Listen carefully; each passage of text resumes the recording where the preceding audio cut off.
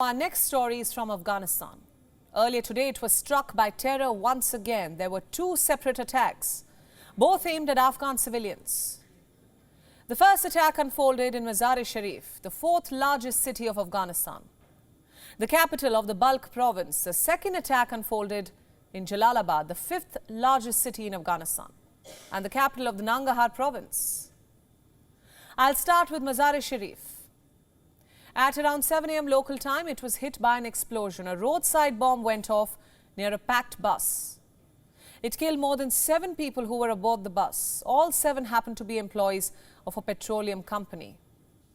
Visuals from the attack site show workers sweeping pieces of broken glass as food stalls lie damaged in the vicinity.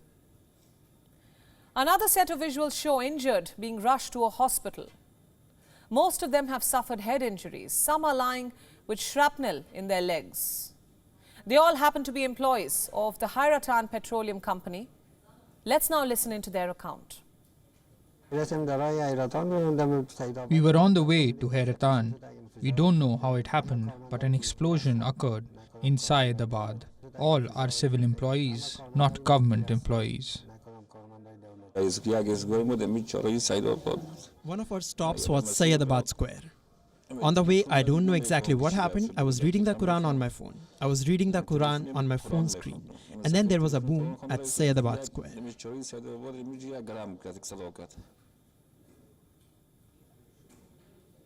As the victims were being treated in Mazar-e-Sharif, they received news about another explosion. This time in Jalalabad. Reports say at around 1:45 p.m. local time, a blast unfolded in Jalalabad's Talashi Square, right next to city's money exchange market. The blast injured at least 6 people, and last we checked, there were no casualties. So who was behind these attacks? No one knows. No group has so far claimed responsibility. So as of now, your guess is as good as mine. That said, these attacks are not isolated incidents. They're part of a string of explosions, ambushes and killings. In late November, there was a terror attack in Erbak, a city in Afghanistan's Samangan province. More than 19 people were killed and 25 others were severely injured. In October, there was a suicide bombing in Kabul. It unfolded at a mosque on the grounds of Afghanistan's Interior Ministry. More than 4 people died. 25 others were injured. A month before this, in September, there was another attack on a school in Kabul. It claimed the lives of more than 52 people. Most of them were young female students. Similarly, in August, a deadly blast ripped through a mosque in Kabul, killing more than 21 people and injuring a total of 33. It doesn't end there. Throughout this year, there has been at least one terror attack every month. It is hard to give an exact number, but these attacks only depict the resurgence of terror on Afghan soil. Despite the Taliban's promises to ensure stability, the country has gone back to being a hub for terror groups. In fact, the Pentagon says that a number of terror groups that had become dormant during American presence have become active once again. The list includes the Al-Qaeda, the ISIS-K, East Turkestan Islamic Movement, the Islamic Jihad Group, Jaish-e-Mohammed, and the Lashkar-e-Toiba. They're all using Afghanistan as a citadel and conducting attacks all over the country. Now, this has led to concerns among Afghanistan's neighboring countries. They're worried if the Taliban is able enough to thwart terrorism or whether it's being too sympathetic towards terror groups on its soil. What they fear is a spillover effect, and these attacks and the groups behind them could be reaching their borders. India is one of these countries, and it's not taking any chances. Earlier today, it held an NSA-level meeting with 5 Central Asian countries. The aim was to discuss the security crisis in Afghanistan and the threat of terrorism emanating from its soil. Who all were present for this meeting? Besides Ajit Doval, there were his counterparts from Kazakhstan, Kyrgyzstan, Tajikistan and Uzbekistan. Turkmenistan was represented by its ambassador in New Delhi.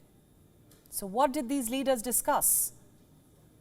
The situation in Afghanistan. They deliberated on their shared concerns and solutions to stop the country from becoming a safe haven for terror groups. Let's now listen into some remarks made by India's National Security Advisor Ajit Doval. The persistence of terrorist networks in the region, including in Afghanistan, is also a matter of deep concern. Financing is the lifeblood of terrorism, and countering terror financing should be an equal priority for all of us.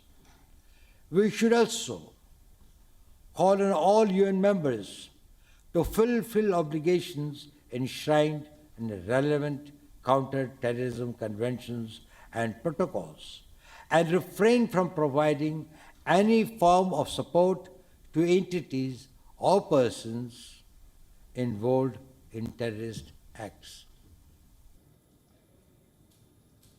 You heard that. Countering terrorism should be a priority for all of us. UN members should refrain from providing support for it. Who exactly was NSA-level referring to here? Who else but Pakistan, a country which, despite being a UN member, a country which, despite promising to uphold UN conventions, continues to aid and abet terror activities within Afghanistan. NSA-level's message was simple but clear. To counter the threat of terror in Afghanistan, we'll first have to take on those supporting it. The generals sitting in Rawalpindi and their political puppets in Islamabad, who have a big role to play in the resurgence of terror on Afghan soil. WION World is now available in your country. Download the app now and get all the news updates on the move.